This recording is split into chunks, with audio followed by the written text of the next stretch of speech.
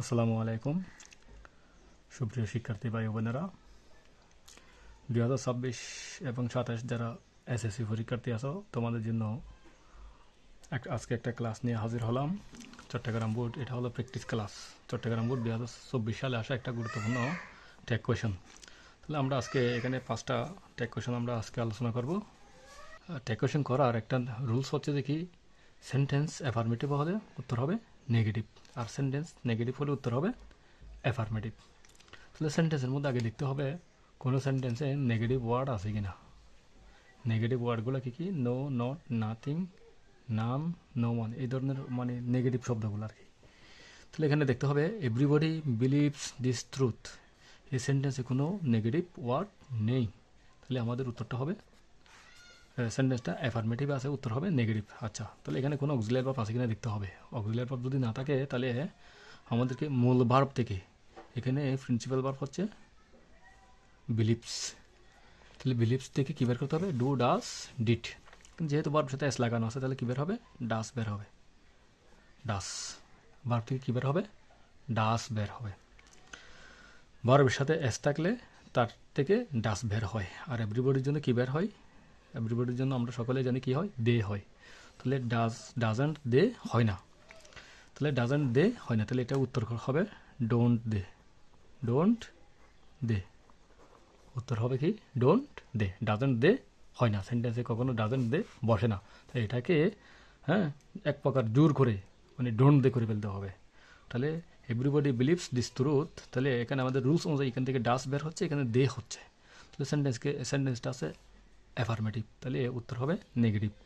তাহলে এখানে ডাজন্ট দে হয় না, তাহলে উত্তরটা করতে হবে don't they. We hardly forgot the golden fast. সেন্টেন্সে দুটা জিনিস খেয়াল করতে হবে। আগে দেখতে হবে কোনো নেগেটিভ ওয়ার্ড আছে কি না, আর অক্সিলিয়ারি ভার্ব আছে কি না। তাহলে এখানে দেখা যাচ্ছে যে নেগেটিভ ওয়ার্ড, আমরা হার্টলি হচ্ছে নেগেটিভ ওয়ার্ড, নেগেটিভ ওয়ার্ড।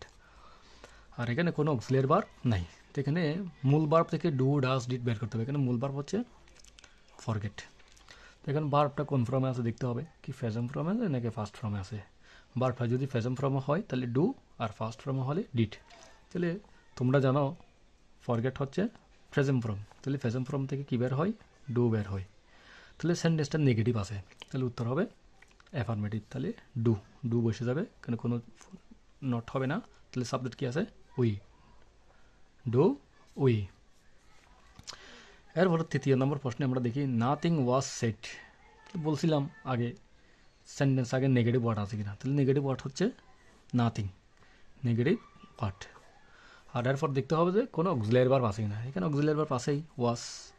তাহলে আমাদেরকে ওয়াজ থাকলে সেটাকে আর ওয়াজন করা যাবে না, কারণ নাথিং নিজেই কি নেগেটিভ। তাহলে আনসার ওয়াজ, আর নাথিংয়ের জন্য কি বসে? ইট বসে। নাথিংয়ের জন্য কি হবে? ইট হবে। তাহলে নাথিং ওয়াজ সেড, আনসার কী হবে?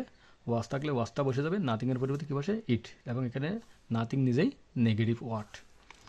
ডোন্ট ডিস্টার্ব মি, ডোন্ট থাকলে আমরা কি বলছিলাম? উলি বসবে। ডোন্ট থাকলে কি হবে? চোখ বন্ধ করে, একদম চোখ বন্ধ করে উলি বসাই দিবে। ডোন্ট হচ্ছে ইম্পারেটিভ সেন্টেন্স, ইম্পারেটিভ সেন্টেন্স সেক্ষেত্রে উলি বসে। তাহলে চোখ বন্ধ করে ডোন্ট থাকলে উলিউ, এবং লেটাস থাকলে শ্যাল উই বসে, এগুলো ইম্পারেটিভ সেন্টেন্স। শ্যাল উই, এই দুটা থেকে পরীক্ষায় বেশিরভাগ দুটাই কমন আসে, না হয় একটা কমন আসে। এই দুটো থেকে যে কোনো একটা কমন আসবেই। এবং এই 5টার রুলস যদি একদম তোমাদের জানা থাকে ইনশাল্লাহ, এই পাঁচটা ইনশাল্লাহ এরকম 5টা পরীক্ষায় কমন পাওয়ার সম্ভাবনা 100%। যদি এই রুলসের বাইরে তো দিবে না, এগুলো এই রুলস হয়তো সেন্টেন্সটা পরিবর্তন হবে, কিন্তু রুলস তো পরিবর্তন হবে না। তাহলে আশা করি তোমরা ক্লাসটা বুঝতে পারছো। যদি এই ক্লাসটা তোমাদের ভালো লেগে থাকে, তোমার বন্ধুদেরকে শেয়ার করে আমার পাশে থাকুন। পরবর্তী আপডেট পাওয়ার জন্য লাইক, কমেন্ট, শেয়ার করে দাও।